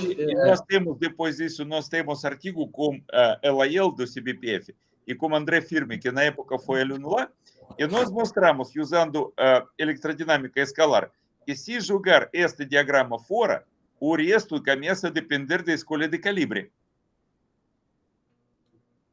Vai ser dependente de calibre? Claro. Então, este diagrama é fundamental para a resposta não porque, em princípio, quando você calcula correção para a lei de Newton, coisa do gênero, você está calculando um limite de matrix S, parte de matrix S. Ela não deve depender da escolha de calibre. Mas, para isso, você tem que levar em conta todos os diagramas, todos. Se jogar fora um diagrama, começa a depender de tudo. Ok? Ou seja, não há resultado nenhum. E eles depois, Donahue e outros clássicos de modelo padrão, eles depois... Sim, exatamente. Só que não é esta linha de ondulada, de gravity. Sim, Ok? E eles começaram a colocar este diagrama também. Ok? Olha. Ou seja, esquemática, esta construção que você apresentou não é consistente. Tem que colocar este segundo diagrama. Entendi. Tá bom? Muito obrigado. Tá ótimo. Ok, muito obrigado, tá bom. E obrigado pelas referências que você passou. Ok. Eu vou ler, porque eu tenho muito interesse nesse assunto.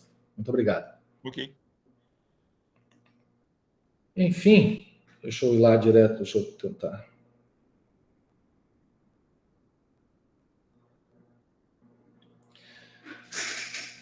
Por fim, né, como eu disse esse matemático norueguês, né, nós não temos obtido sucesso em responder todos os nossos problemas. As respostas que a gente encontra servem para levantar todo um conjunto de novas questões.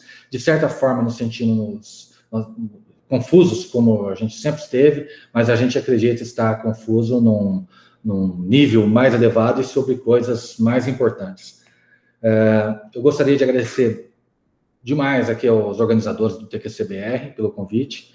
É um prazer enorme estar aqui com vocês, conversando de física.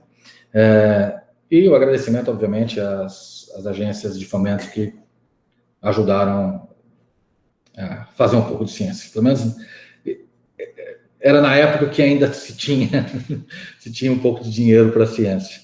Como esse trabalho é antigo, estou citando todo mundo. Muito obrigado pelo convite. Muito obrigado, André. Bom, vou convidar todo mundo a abrir o microfone para a gente agradecer o palestrante.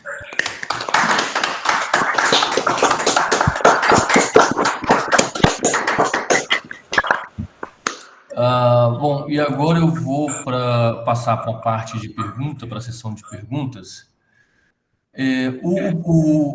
No chat já foi quase tudo lido. Após o comentário do professor Elias Shapiro, tem também do Gabriel Menezes, que agradeceu o comentário do Antônio a respeito de Asymptotic Safe. Falou, bom lembrete, Antônio.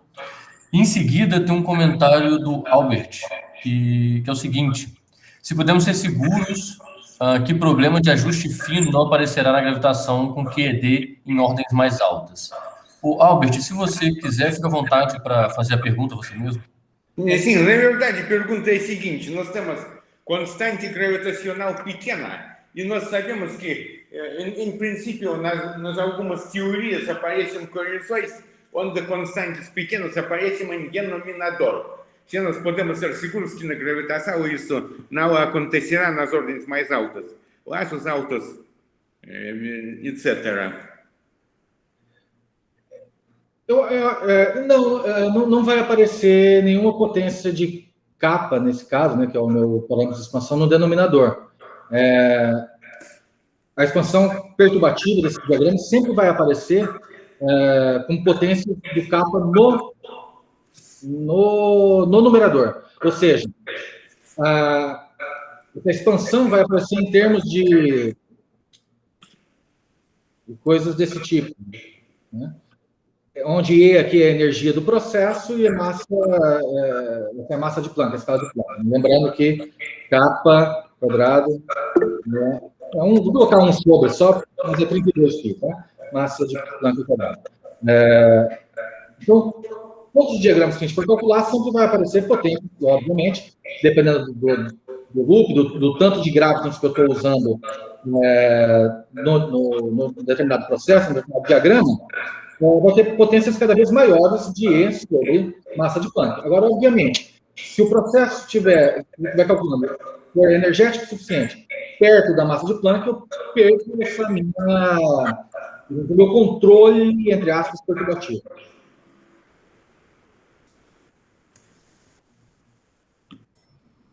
Bom, obrigado, Albert, pela pergunta e muito obrigado, André, pela resposta. Agora eu vou seguir aqui. No chat tem só alguns comentários que não são perguntas, então eu vou partir para as mãos levantadas. Gabriel Menezes, fica à vontade para abrir seu microfone e fazer sua pergunta.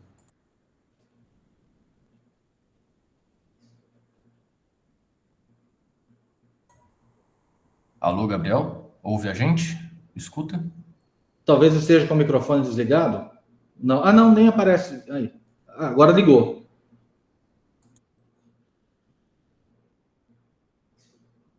Mas a gente não te escuta, Gabriel. Pelo menos eu não estou te escutando. Eu acho que ninguém escuta. Vamos esperar mais um pouco? Às vezes pode ser um problema no microfone.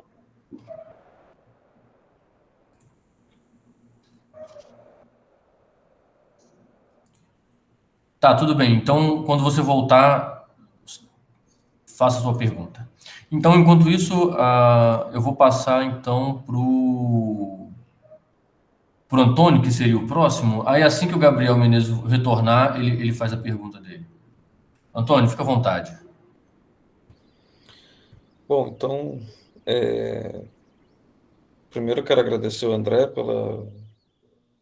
pelo seminário, que foi muito bom, muito esclarecedor, e assim, os resultados são bem interessantes. Estou bastante interessado em várias coisas que você falou, e poderia perguntar aqui um monte de coisa, eu queria entender melhor, mas uma coisa que eu fiquei pensando a respeito do resultado que você obteve a 2 loops, é que você obtém uma contribuição positiva para a função beta, Sim. o que, vamos dizer assim, reforça o polo de Landau da QED, vamos chamar assim. Agora, levando em consideração que o acoplamento gravitacional ele pouco se importa com o grupo de simetria interno da teoria de calibre, eu me pergunto o seguinte, de maneira bastante inocente... Será que vai gerar um polo não trivial na QCD? Bom, seria isso? A minha pergunta é, o que acontece com liberdade assintótica na QCD a altíssimas energias? Exatamente. Pois é, a hora que eu vi isso, automaticamente a gente pegou para fazer a conta na QCD. O problema é que na QCD é problema, né? É difícil. Na QCD, ou na verdade em Young Mills, a gente pegou, né? Uma teoria mais geral. Então demorou para sair, enfim, a gente está revisando as contas.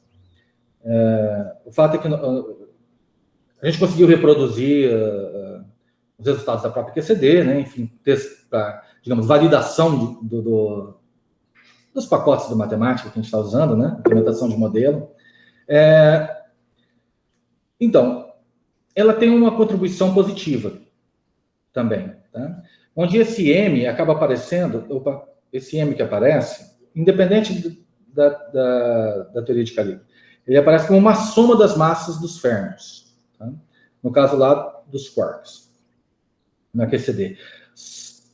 Só que é uma contribuição muito pequena, e isso continua sendo, mesmo que você some a massa dos férmions, dos quarks, no caso da QCD, essa massa de Planck é muito pequena. Então, dependendo, eu precisaria de um número de férmions maiores, ou seja, mais sabores, né? Só que dependendo do número de férmions, a própria Young Mills se torna não sem liberdade assintótica, né? Sim. Então, o efeito de Young Mills sem gravidade acaba sendo maior do que essa correção gravitacional. Agora, existem lá uns números de férmions ótimos, digamos assim, em que a gravidade pode, de fato, gerar uma espécie de um novo ponto fixo, né? Não trivial. Mas isso está em estudo ainda. Mas André, assim... Mas aparece esse tipo de correção para lá também. Porque independe, né, da simetria interna. Então, a contribuição não vai mudar de sinal. Né? Mas a questão é que assim, porque existe uma... Claro, eu não estou falando aqui de efeitos práticos, fenomenológicos, mas eu digo assim, do ponto de vista construtivo, né, a QCD é uma teoria modelo porque ela é justamente assintoticamente livre, né? Ou seja, ela é completa no ultravioleta com ponto fixo gaussiano, né? À medida que você diz que pode existir uma contribuição positiva e que quando você vai, sei lá, para altíssimas energias, muito além da escala de Planck, você pode, assim, o fato de existir um ponto fixo não trivial ou de você simplesmente quebrar a liberdade assintótica é uma coisa, na minha opinião, assim, extremamente interessante, do ponto de vista só de você levar em consideração as correções de gravitação. Claro, claro. O problema é que para escalas de energia suficientemente altas para que isso acontecesse, já sai da validade Claro, do nosso claro, estado, né? claro. Então, você está pensando numa extrapolação, né? Ou seja, estou Não, extrapolando, é estou porque... fazendo conta para cima da escala de Planck, mas aí eu Desculpa, precisaria levar em consideração. é porque eu aqui já estou pensando de forma um pouco mais maldosa no cenário de segurança assintótica, em que, de fato, vamos dizer assim, Quando você tem uma teoria definida lá em cima, né? vai existir uma teoria UV completa, né? Então eu posso seguir e, de alguma maneira, as contribuições que existem na teoria efetiva também vão aparecer lá. Então é nesse sentido que eu estou querendo apontar, né? Ou seja, eu não posso fechar os olhos para o que você encontra abaixo da escala de Planck ou perto da escala de Planck, pensando no cenário de segurança assintótica. Então... Concordo. É isso. Em Young a gente está estudando e aparentemente tem essa possibilidade, né? Enfim. Mas é que essa correção lá também acaba sendo muito pequena, né? Você vai ter coisa muito parecida com isso, né? Enfim, na verdade vai ter um sinal de menos aqui e aqui um menos. Mas enfim, é algo interessante você pensar, principalmente nesse cenário de asymptotic safety. Sim. Onde você tem uma teoria realmente completa no UV. Porque as contas que foram feitas até lá, dentro das aproximações não perturbativas, elas apontam para o oposto, elas apontam para um fortalecimento da liberdade assintótica, né? Mas assim, isso não é equivalente a você... provavelmente não existe uma correspondência entre os resultados obtidos até o momento e os resultados que você obteve. Ou seja, se você fizer uma expansão perturbativa dos resultados deles, não significa que eles vão reproduzir todas as contribuições que vêm desse cálculo a 2 loops. Tá bom? Eu posso conversar sobre isso com você com mais calma depois. Com certeza. Tem maior interesse. Acho que era o Gabriel, né, que estava na fila. Isso, então vamos partir para o Gabriel. Gabriel Menezes, fica à vontade. Será que vai agora? Agora foi. E aí, gente, tudo bem? Olá, André, parabéns pelo seminário, muito bacana. Obviamente, isso é um tema que me interessa também. Sim.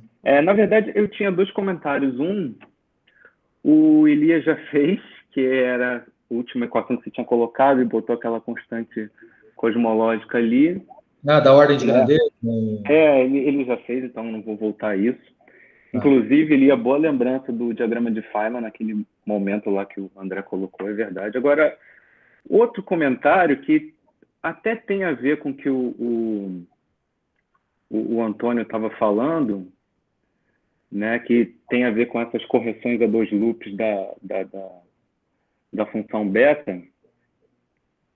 Né, obviamente, a gente está no regime de teorias efetivas, né? Então não vou nem falar nada de liberdade asymptotic safety. Né, você citou o artigo do John, que ele critica, né? Teve até uma discussão bacana alguns meses atrás entre ele e o Pericati. Esse assunto ainda está em discussão. Não falha a memória, né? Enfim, então, mas a gente está em teorias efetivas, né? Então eu não sei se eu perdi alguma coisa da discussão, ou se eu deveria ter lido o seu artigo, o artigo de vocês, mas eu realmente não entendo direito essa correção que aparece na função beta, porque, bom, eu tendo a pensar mais ou menos como o John, sabe? Então, eu imaginaria, por exemplo, que essas correções gravitacionais, né, elas estão correspondendo a novos operadores com derivadas extras, certo? Que você está colocando ali, na sua Lagrangiana. Só que se você for... Fala. Não, é que não só, né? Mas tudo bem.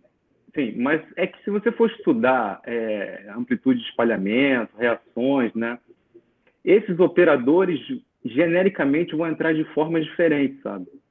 Então, em princípio, mesmo que você vá para outras ordens da teoria de perturbação, eu esperaria você ter o mesmo problema de universalidade que você tem em um loop. Isso significa que você não tem o mesmo tipo de correção que você encontraria, por exemplo, se você estivesse trabalhando só com QED, né? Então, eu fico na dúvida a que ponto que a gente pode realmente considerar isso como uma contribuição à função beta, entendeu? Então, eu não sei se é bobo isso aqui, é silly do que eu estou levantando, mas, enfim, eu não entendo direito exatamente isso que está em Effective Field Theory, né? A gente está em Effective Field Theory. Se a gente estiver lá em Asymptotic Safety, vai ter umas outras discussões também semelhantes, mas aí é outra coisa. Então, eu queria só colocar esse comentário, eu queria que você fizesse um comentário em cima do que eu acabei de falar. Se for silly isso, desculpa. Eu só talvez eu tenha perdido alguma coisa de discussão. E é realmente uma crítica muito válida, né, do John Donohue. Eu até citei aqui o trabalho, em que ele comenta sobre o operator mixing, né? Sim. E aí, então,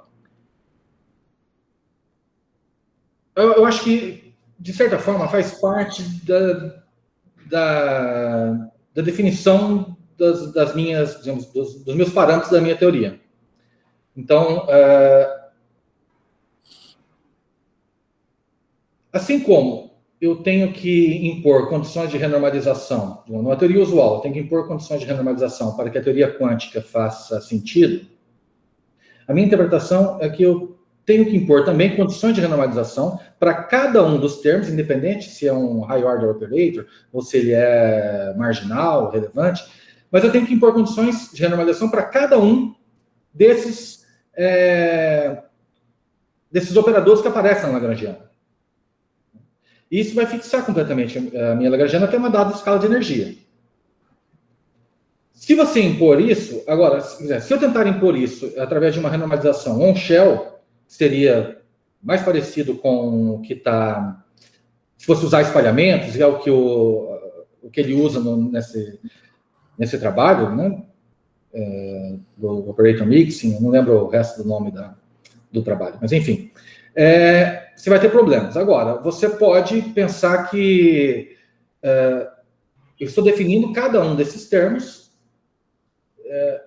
numa renormalização off-shell e depois posso fazer essa escala de renormalização tender a ser on-shell. A questão é que eu também estou pensando bastante nisso recentemente. E, embora para o acoplamento de Yukawa, em que o John Donohue comenta lá, e no Lambda Phi4, ele comenta que o Lambda Phi4 é possível fazer definições universais, mas o Yukawa não. A gente tem calculado, agora com matemática, ficou fácil de calcular essas coisas, e a gente tem calculado vários processos de espalhamento, com várias condições diferentes de momento de forma, e todas elas levam ao mesmo contratermo para a carga elétrica e para os operadores de dimensão maior. Agora, são processos off-shell. Né? Assim, a renormalização off-shell, mesmo que eu use uma amplitude de espalhamento. Dessa forma, é possível separar o que operadores marginais e relevantes e o que renormaliza os irrelevantes, nesse caso. Agora, é uma coisa que eu ainda estou lidando. É uma discussão interessante, esse é o ponto. Mas, pelo que a gente tem calculado, eu tenho confiança de que a gente pode falar, sim, dessa contribuição aberta da carga elétrica. É possível separar as contribuições. Para a carga elétrica, a intenção nossa é refazer o que o Donohue fez, né, tentar perceber a diferença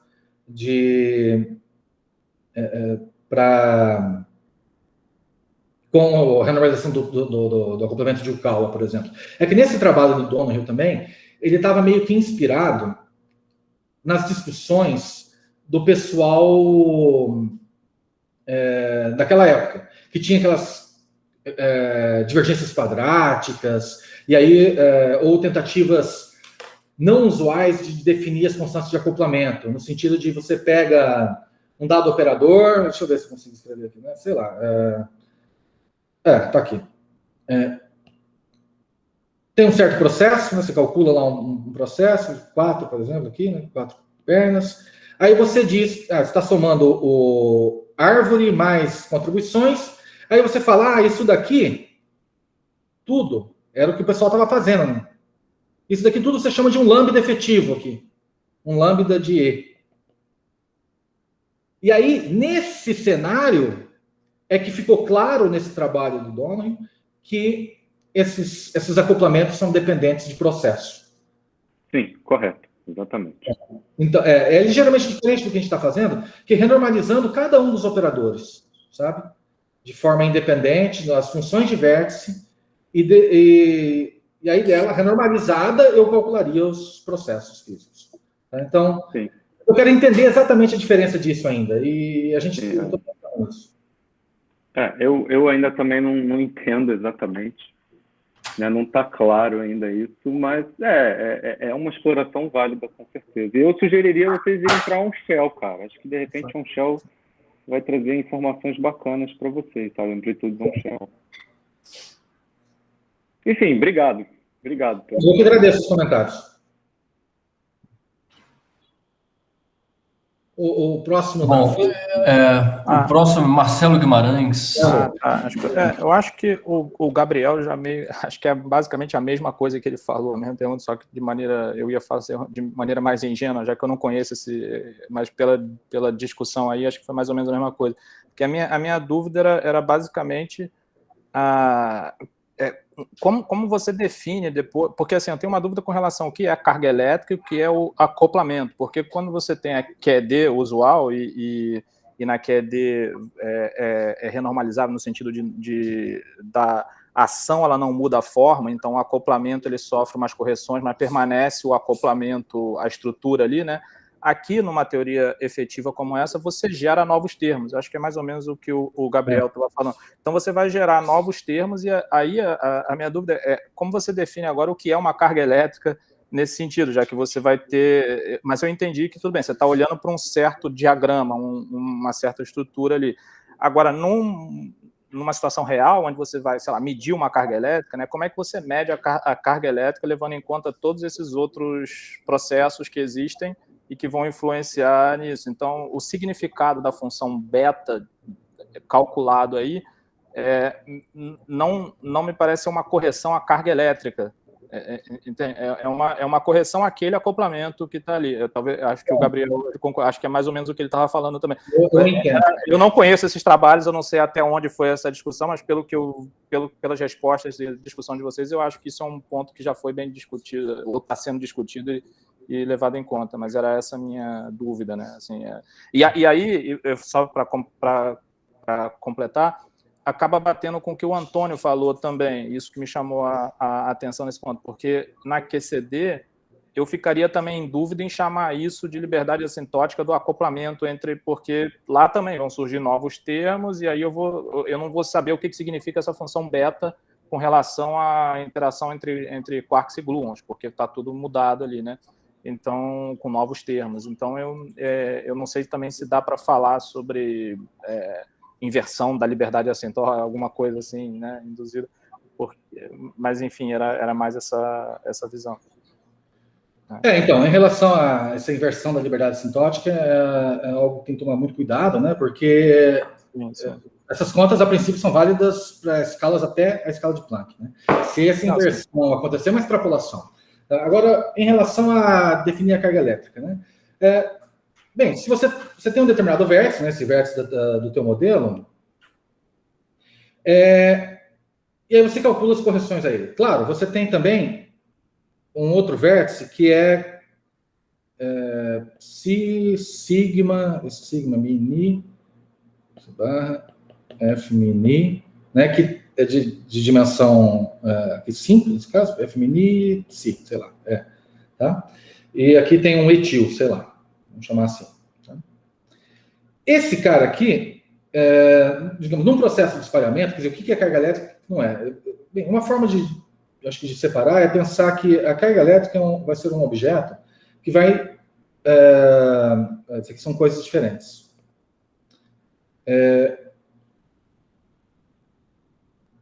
Vai ser... as correções que não têm uma dependência explícita no momento, aqui só vale até π² por conta da minha validade da minha teoria efetiva. Estou trocando um grávido. Se tivesse 2 grávidos, eu teria operadores até de dimensão 8, e aí eu teria coisas do tipo π². Tá? E mais operadores aqui, enfim.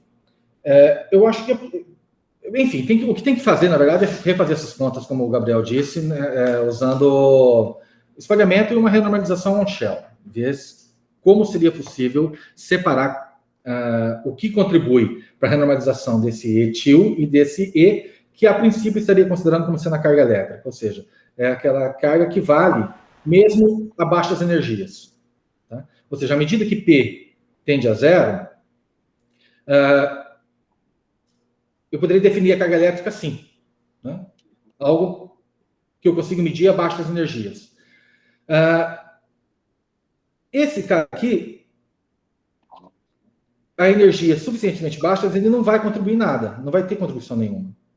Do ponto de vista de renormalização dos operadores, esse tipo de termo lá do meu gráfico vai ser absorvido, ou divergências, enfim, e eventualmente, em termos constantes, uma renormalização em geral, né, desse complemento vai surgir quando eu imponho uma condição sobre esse cara aqui, que vai ter que necessariamente ser uma condição que envolve momento, uma vez que eu tenho aqui o F min. Tá? Off-shell, como eu estou dizendo, ainda não está publicado, né? São coisas que a gente tem trabalhado e feito. A gente ainda quer colecionar essas coisas e preparar um artigo. Off-shell é sempre possível fazer, numa renormalização off-shell, é sempre possível separar o que é a contribuição desse cara e o que é a contribuição disso. E aí eu chamo isso de carga elétrica. Estaria relacionado com a corrente conservada de Nether. Então a carga elétrica é conservada, localmente conservada, também para espaço-tempos curvos, né? Isso que eu queria perguntar, o que você chama de carga elétrica? Então. Uma simetria interna, uma carga conservada? É a Noether. Entendi. E no espaço, isso aqui é do Minkowski ou também em geral? A princípio, Minkowski. Minkowski, entendi. É isso que eu posso dizer, afirmar, digamos assim. Agora, se eu tentar fazer um processo, tentar definir essas coisas a partir de espalhamentos e um processo de renormalização on-shell, eu preciso verificar com mais entendi. precisão. Sim, entendi. Com mais cuidado. Uhum. Bom, obrigado. Essa é uma discussão interessante. Né? Isso é uma coisa sensível, dizer o que é. Porque, no fundo, quando você está observando as coisas, você observa um elétron, por exemplo, um elétron que entra, um elétron que sai, um termo aqui de interação. Você tem elétron e um bolo aqui, né? Agora, o que é esse negócio aqui? É carga elétrica? É carga elétrica e outras coisas, né? Enfim, tem que tentar deixar de forma clara o que vem a ser cada um desses termos. De novo, um processo de normalização off-shell é possível separar. On-shell, eu estou com uma certa dificuldade, tem que pensar direito sobre isso. Ok, entendi. Legal. Acho muito bom. Obrigado pelo seminário aí. Bom, agradeço. Obrigado, Marcelo. Vamos então, Antônio. Fica à vontade. Eu prometo que vai ser minha última intervenção. Mas só para contribuir, ou tentar contribuir com essa discussão da definição de desacoplamentos, né?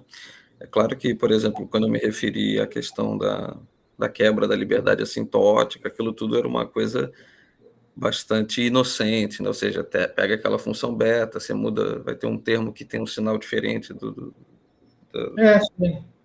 Mas eu também tenho pensado sobre essas questões de definições de acoplamentos, né? E a questão é a seguinte: se você quer fazer a definição por exemplo, como você está fazendo, né? Ou seja, você define a carga elétrica por esse vértice psi barra A/psi. Né? Em gravitação, quando você acopla a gravitação e você leva em conta as transformações de diffeomorfismos, né? Essa função de correlação ela não é invariante de calibre da gravitação. Né? Então, o que eu quero dizer é o seguinte, você tem um negócio que depende do ponto do espaço-tempo e esses objetos se transformam por transformações de coordenadas. Né? Então, você deveria definir um operador...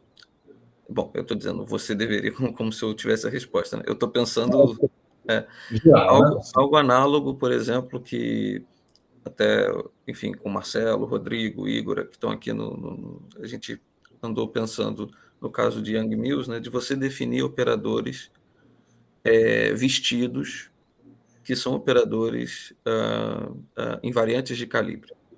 Então, você teria que pegar todos esses objetos que você está olhando, o psi barrado, o A e o psi, e vestir esses operadores, ou seja, construir um operador composto, que é invariante por transformações de diffeomorfismos. E isso te define, você calcula, nesse caso, uma função de correlação desses operadores compostos que são invariantes de calibre.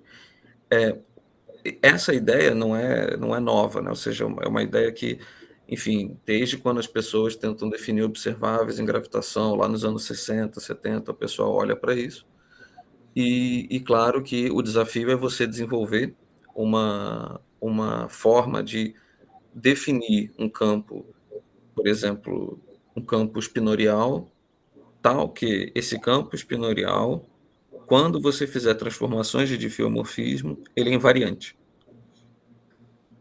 E aí, quando você calcula uma função de 3 pontos que tem psi barrado, A/ e psi, essa função de correlação é completamente invariante por transformações de calibre internos, transformações de calibre da QED e também transformações de calibre da gravitação. Isso vai te definir um acoplamento, vamos dizer assim, completamente invariante de calibre da teoria inteira. Né? E isso seria uma visão usando esses operadores compostos, em que você teria que usar, provavelmente, um conjunto... enfim, você teria que usar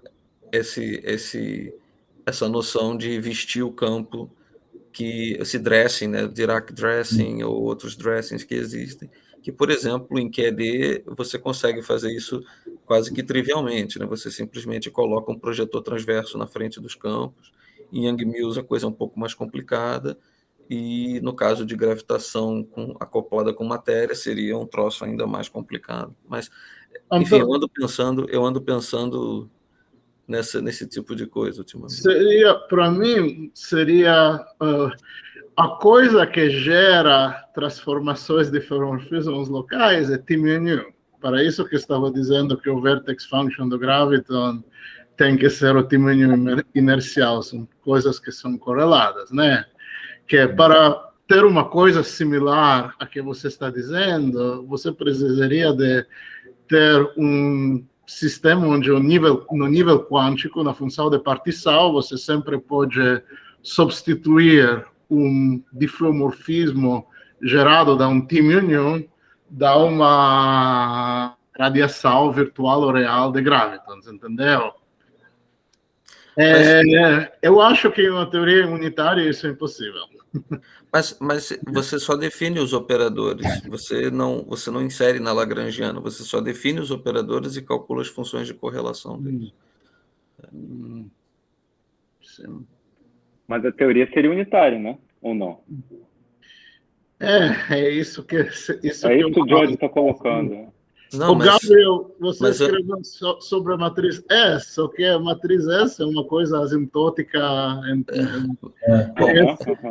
Também é sensível ao espaço-tempo global. No espaço-tempo de De Sitter não existe a matriz S. Exatamente. Essa questão de unitariedade, nesse caso, é delicado. Mas, independentemente disso, né, o que eu comentei não tem absolutamente influência alguma sobre a dinâmica da teoria em si. Você simplesmente acopla um operador composto com uma fonte externa e calcula essa função de correlação. O cálculo usual de operadores compostos. Não necessariamente eu não estou propondo nenhuma modificação na teoria em si. Tem que parar para pensar, né? Você, Antônio, você conhece algum artigo que discuta isso? Conheço, eu posso te passar depois. Por favor.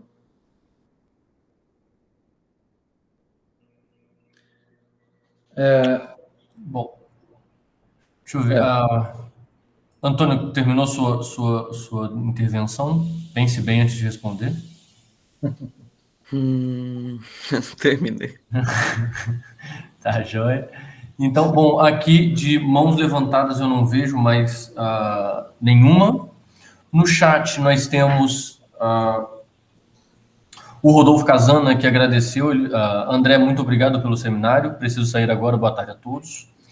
O Gabriel Menezes também fez um comentário. Se ele quiser, ele pode fazer ao vivo. Ele fez outro comentário. Eu acho que o Jorge já falou, né? Só foi um lembrete que tem esse folclore que a matriz S é o único observável local em gravitação. Só esse lembrete. Quando a gente está em Minkowski, né? Aí o Jorge falou, mas toma cuidado com o De Sitter. É verdade, mas eu não estava me referindo a isso, não. Em Minkowski. Bom, então, sendo assim, e pelo andar da hora, eu vou convidar, então, todos a abrirem pela última vez o microfone para a gente agradecer pela última vez.